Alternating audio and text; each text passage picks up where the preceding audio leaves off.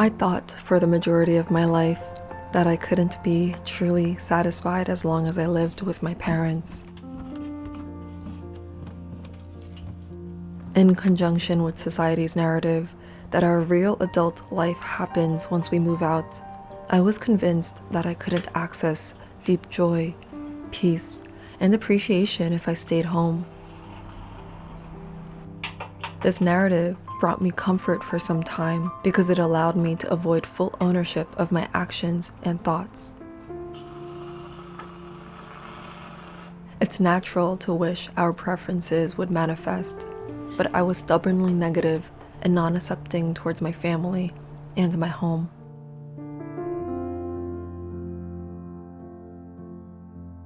This year, something shifted. I realized that I was treating my time here as a temporary stop rather than committing myself to create a home within these four walls. That's when the domino effect happened. I started to embrace my responsibility to make the most out of what I had. And then what I had turned into being everything I could possibly need.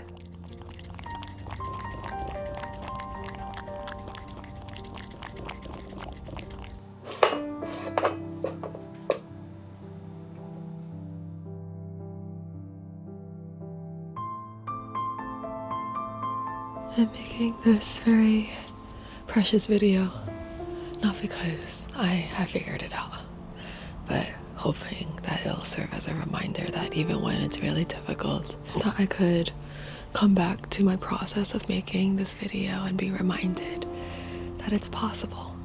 It's possible to soften, and it's possible to be present. Me living at home at 25 years old with my parents has been the most profound spiritual work that I've ever done in my life, other than my relationship with my partner. That's probably number one. When I envision older Whitney in her 30s to 40s or 50s, how can I embody what I envision her to be right now, even when it's not ideal, even when there's a lot of things in the current reality that could trigger me, that could upset me, that I could perceive as negative. But how could I guess, stay in my secure baseline of, yeah, this is all neutral, and really the meaning is what I assign it.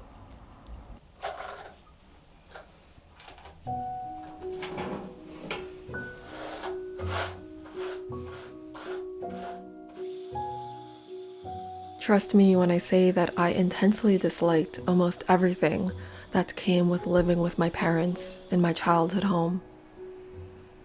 When I looked at my environment, I would feel waves of trigger and frustration. It genuinely felt like I wasn't meant to be happy here, and that I was supposed to accept that. Because of my perceived disalignment, I put no effort in trying to see the good. The narrative I had turned increasingly negative the longer I stayed home, and my relationship with my parents took a hit as well. I had all these plans on leaving, but those kept on falling through. That's when I saw the message. I will regret moving on from this chapter of my life without ever trying to love it.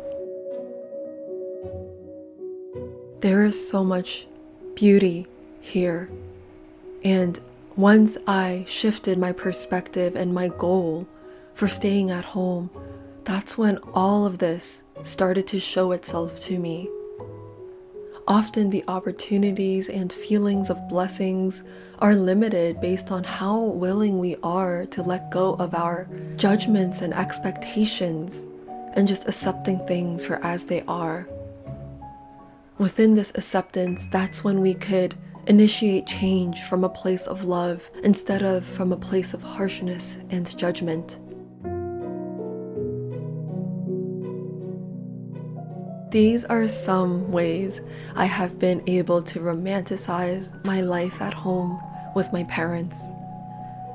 There's a lot of healing, a lot of facing, a lot of being honest with ourselves that is required, but it perhaps is the most rewarding journey I've ever embarked on.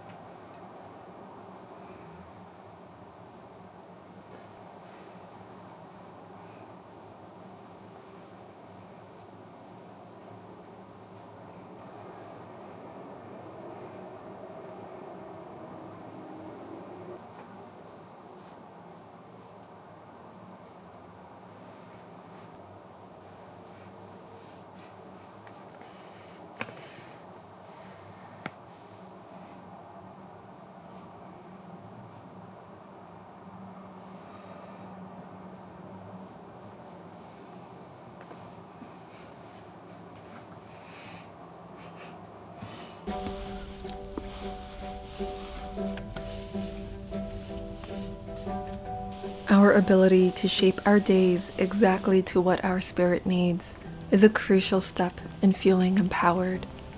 In other words, exercising discipline within myself is how I've been letting go of the pressure for the things around me to change.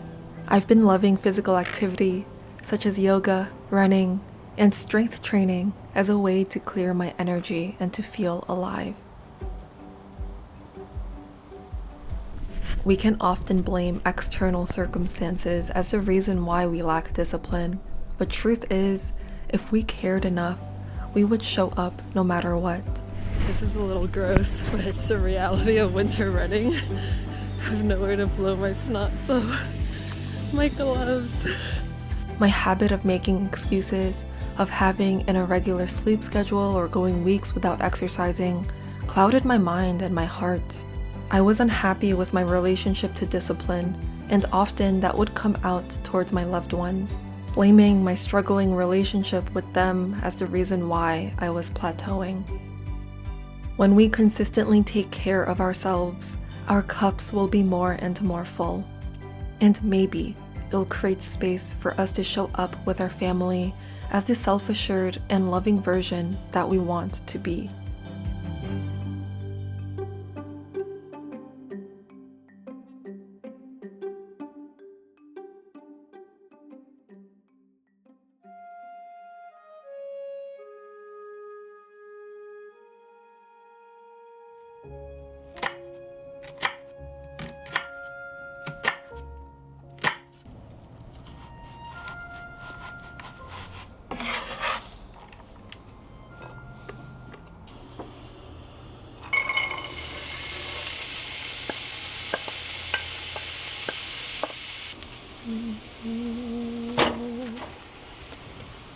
I think I'm gonna only use half of this and then freeze the rest so that I could make bolognese another time in the future.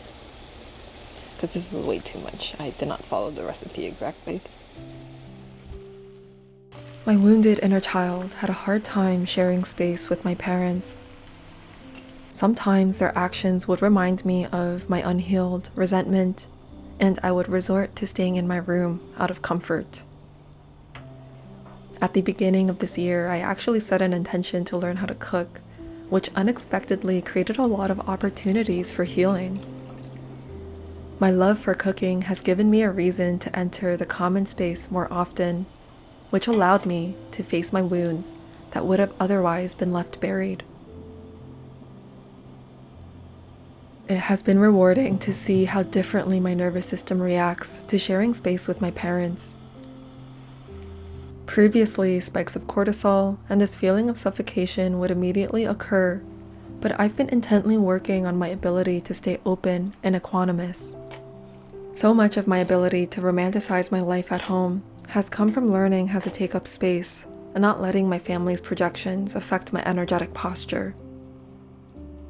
I am a big self-advocate for self-advocacy, for expanding when other people are trying to control or shame, and for pointing things out instead of letting things fester. Albeit, I did not know how to advocate from a place of love, which led to a lot of painful fights between me and my parents.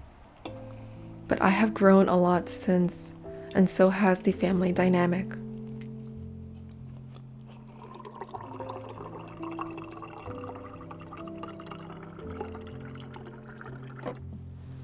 But I am grateful for those fights, because me self-advocating to the extent that I did actually got my parents to see my perspective and to respect my boundaries. They started to see me as an adult, rather than just their daughter that they want to protect. Their grip started to loosen, which eventually gave way for our relationship to lighten. I'm lucky that my parents were willing to change, but also, if I never communicated the depth of my hurt and my pain, then they wouldn't have known. And even if they don't understand, even if I never receive the apology, the full apology that I want, just voicing it released the burden into the air. How can we speak our truth from a place of love and compassion? so that we don't create experiences of delusion or avoidancy, and we actually get to have those difficult conversations with our loved ones before it's too late. It might be easier to avoid for now, but then one day we'll look back and they're gone. It hasn't been difficult to remember that my parents are growing older, because every couple of weeks when I experience a moment of stillness with them, I'll get a look at them from an angle when they're not noticing, and I see their aging face and body. I see their decrease of livelihood and their increase of fatigue, and it makes my heart so soft and sad. Sad because I've spent so much of my life being really hard on them, and for valid reasons too. But there's nothing more that I want now than for my parents to feel loved by me, for them to start feeling like I care about them, that I want to give for them, that I want to support them in the ways that I can. And being adult children, something that we have to find balance is knowing when to let go of wanting our parents to constantly take care of us and comfort us and look at us and tend to us. It's all about like us, me. I don't want to wait until my parents are in the hospital, old or injured, for me to realize, now is my turn to step up. I'm strong enough, I'm conscious enough to realize that their time on this earth, our time together, is temporary. And, it's not gonna last as long as I hope, probably.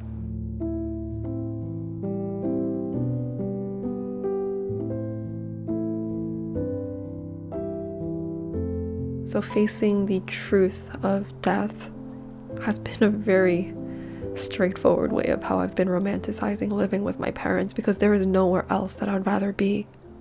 There is no one else I'd rather live with, even if at times it's deeply triggering and draining and so frustrating. There is nowhere else I'd rather be. And even at home, looking around, I feel confusion of why is there so much clutter? Why does it look like this? Why is it so dirty? There is nowhere else I'd rather be. This moment that I'm sharing with my parents, I'm in no rush to leave. I'm in no rush to run away. I'm in no rush to want to change my reality, because a reality without being in close proximity with them would make me so sad. No matter how much resentment and hurt there is, it still would make me sad. I'm using my stay at this home, at my lovely childhood home that has served me so well, as a way to grow and to help me become the woman that I want to be, because truth is that our family brings out the worst in us, and it has allowed me to face the parts of myself, my shadows, that I probably wouldn't have in other relationships. I like the growth that it has brought on.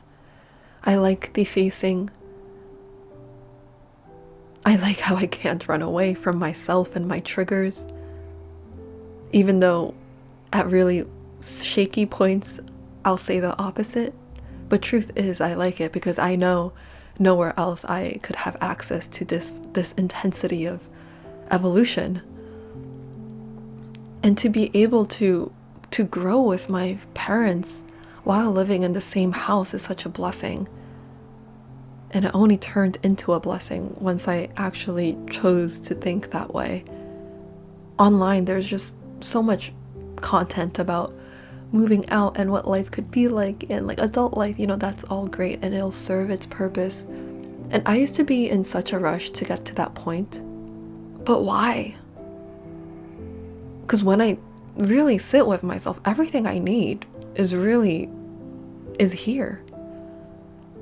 Everything I could possibly need is here. I just have been so tunnel visioned into convincing myself that that can't possibly be the case, because I didn't want to step up to the plate and embrace the ownership, embrace the accountability. I know no one else would probably project as much as my parents do onto me. But where else would I learn how to stand strong and not be wavered by other people's noise? You know, this is such a sacred lesson. There are so many sacred lessons that have arisen with me living with my parents. And I am so confident that I could continue to thrive and that I could create my dream life, my dream days, while sharing space with them.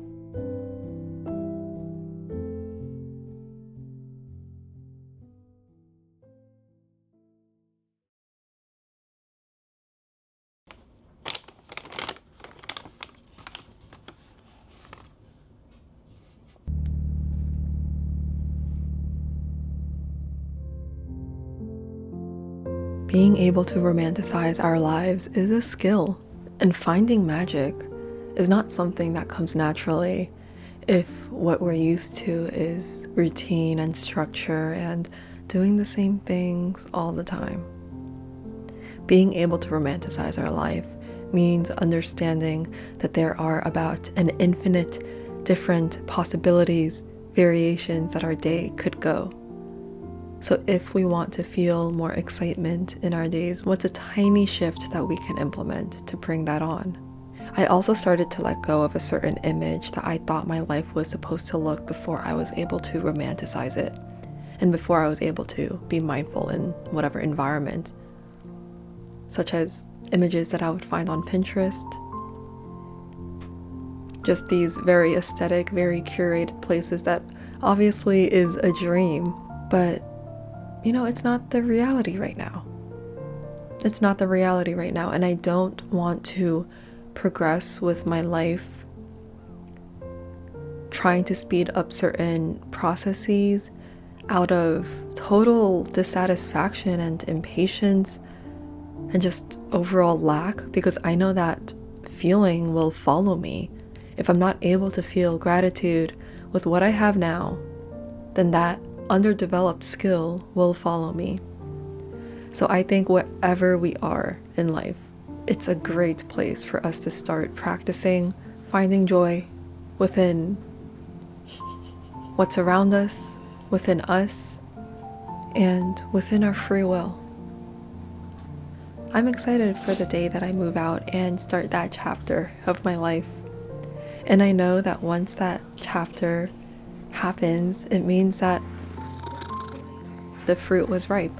If I were to try and make that happen as soon as possible, in a sense, would that mean that I'm picking a fruit that is unripe? I trust that the things that I have on my vision board, my desires, my preferences, they will come true. And I also trust that it'll happen when the time is right and ripe. Very nice outfit.